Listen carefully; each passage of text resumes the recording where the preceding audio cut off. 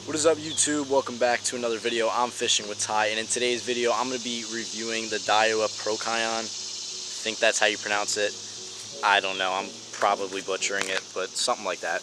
I got a comment left a few weeks ago from a subscriber asking if I could do a review on this rod. So yeah, like I said, today we're going to be reviewing the version of this rod that I have is the 7'6" heavy action, and today we're going to be flipping and pitching in some lily pads and just around a pond to see if we can catch some bass and show you guys how this rod performs. My goal today is to show you guys how strong this rod is, so I'm going to be flipping in lily pads around heavy cover, trying to pull some bass out of there to just show you guys how strong this rod actually is and how it can be used to force fish out of heavy cover lily pads, you know, anything. So I'm going to stop talking, let's get right to it and go catch some bass.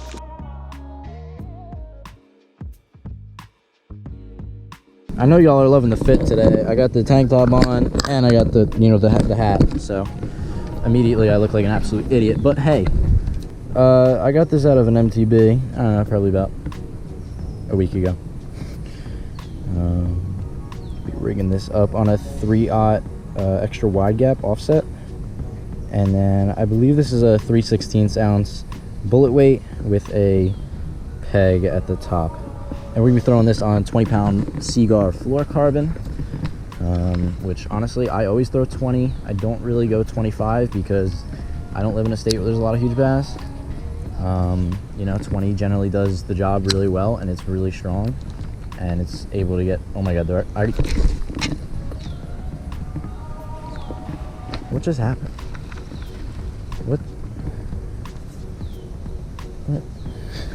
What?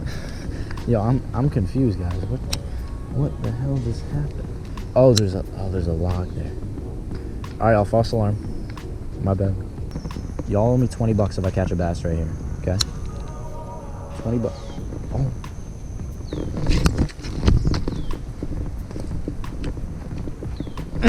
No, we're good. We're good. No, not the fact that I owe every subscriber 20 bucks now and he ruined my crawl. That was mean. We got a new crawl. He had my pincher, he ripped it off. So yeah, I was right, guys. I was right. There was a fish. There, you know, and I was honestly so willing to take that bet because there's always a fish there. So I kind of outplayed y'all on that one, but in the end, I got outplayed. Dude, okay, I literally let him eat it. Dude, he just ripped the whole thing off. He just ripped the whole thing off. All right, I'm done with this crawl. We're switching it up, man. Maybe it's the bucket hat, you know? No, but the bucket hat's getting bites, so I can't. Okay, I have a bass. There we go. Ooh, okay, buddy. Okay, buddy. Yo, look at that, y'all. How you doing on this fine evening? That is a slob. I'm gonna pick you up so that you don't mess up your slime coat. Okay, thank you. Well, there we go. That's a nice one, man. I'll take that. Yo, do we weigh or is the question? I don't know. I say, why not? You know what I mean? Why not? I mean, it's probably 2 1/4. What do y'all think? Take your guess. Take your guess.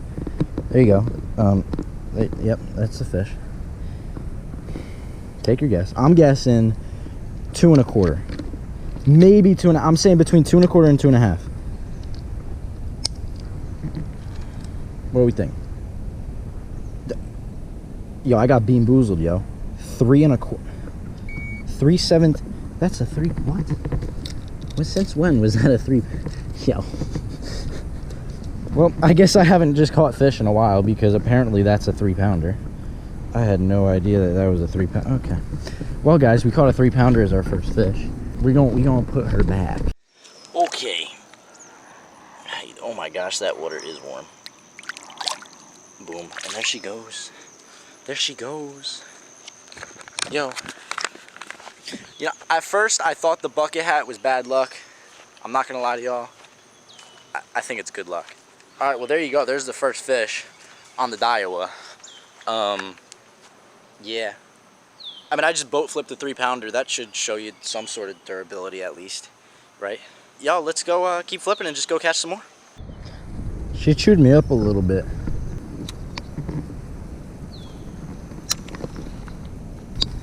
That's a whole beaver. Yo, that thing is huge. Can we get a little editing tie? Zoom in on that man's. You see that man's? Yo, I don't want to mess with you, but like I kind of got a fish. So can we just like agree to? I don't know if this is smart. This is probably not smart. All right, buddy, you stay over there. You guys, this is how you coexist with nature. Okay, we can do it. Wait, if I catch a bass, do I have to like feed it to him or something? Is that like an unwritten law? But you do your thing. You eat your grass, whatever the heck it looks. Yeah, he's eating grass. You eat your grass, and I'll do my thing.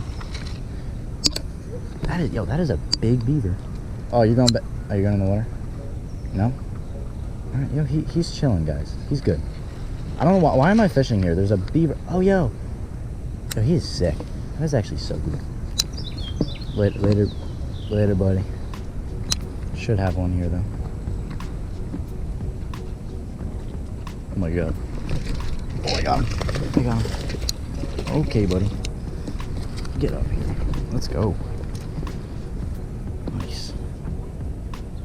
Yo, he's barely hooked. I can't get an angle. There we go. Jeez. But don't do it, man. It's not worth it. Fish number 2 on the Diawa. Smile for the camera, because why not? Hey, dude, you just don't like being held. Whatever, I'm done. I'm out. I'm leaving. I got 2 fish, 3-pounder and maybe, I don't know, the guy was like pound and a half, pound and a quarter. Obviously, my weight skills are not even subpar, like even worse than subpar, because I thought a 3-pounder was 2.5. Got him. There's another one. Number 2, baby.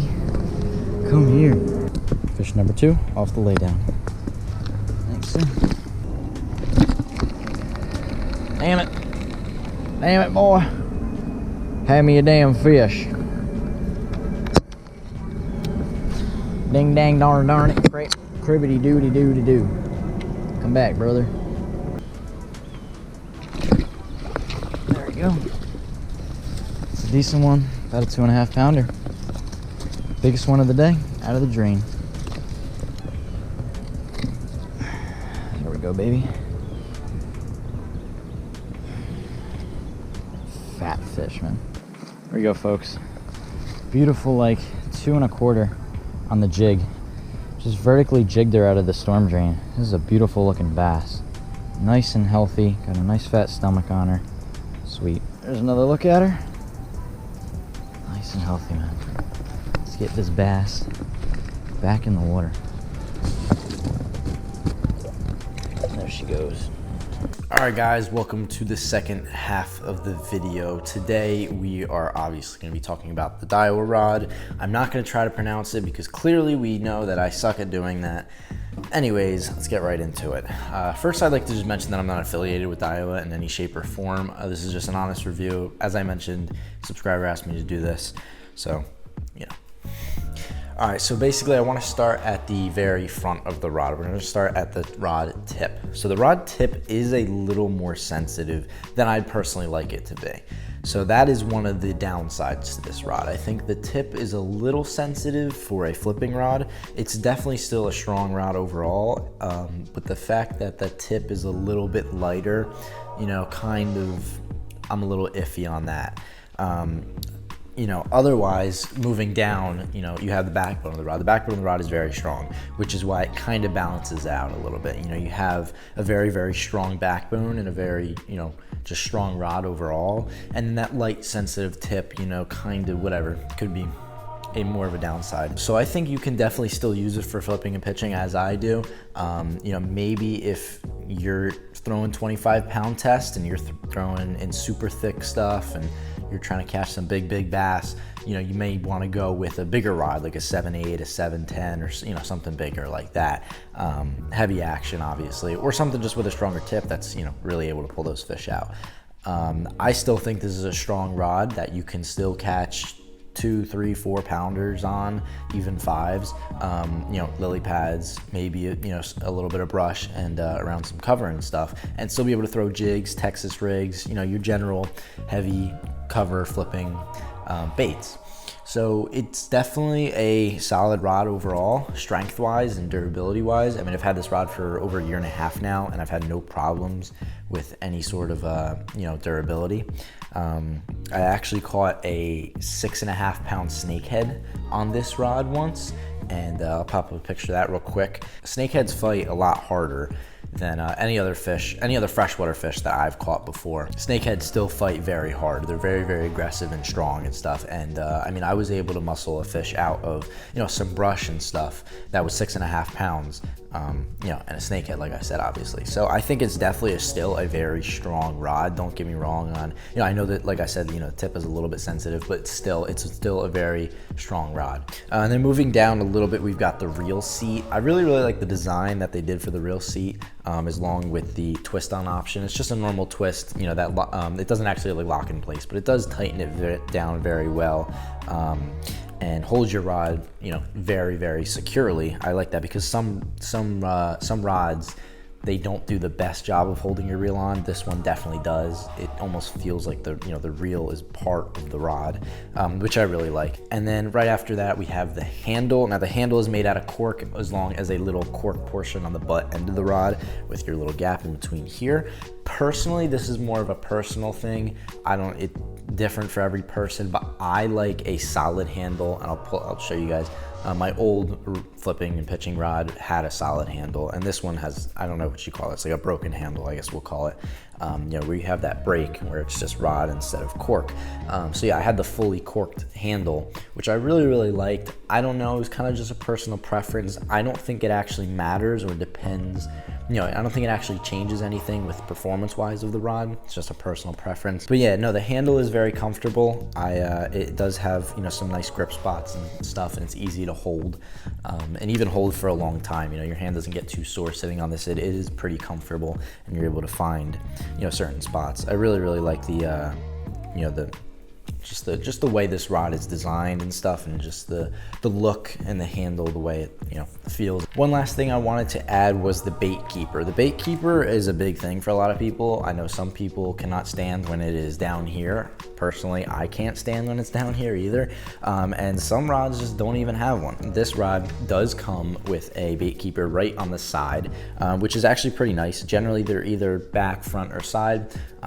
Honestly, it doesn't really matter to me where it is. It's just, it does a good job. Like I said, I've had this rod for over a year and a half now, and I mean, it has this bait keeper, has not bent out, has not rusted, nothing like that. It's definitely a solid rod, structurally. It's strong, it's durable.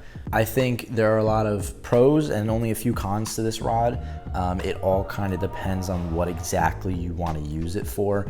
So it's a great rod to use. If you're looking to buy this, I would recommend it. It's not too expensive, it's definitely more on the budget side. I think this retails at $100. I'm gonna have to check myself on that. That's all I have to say about it. I hope you guys enjoyed this review. Make sure to drop a like, and if you have any questions, comments, or concerns, just drop a comment down below and I will be happy to answer any of them. I'm Fishing with Ty, and I will see y'all in the next video.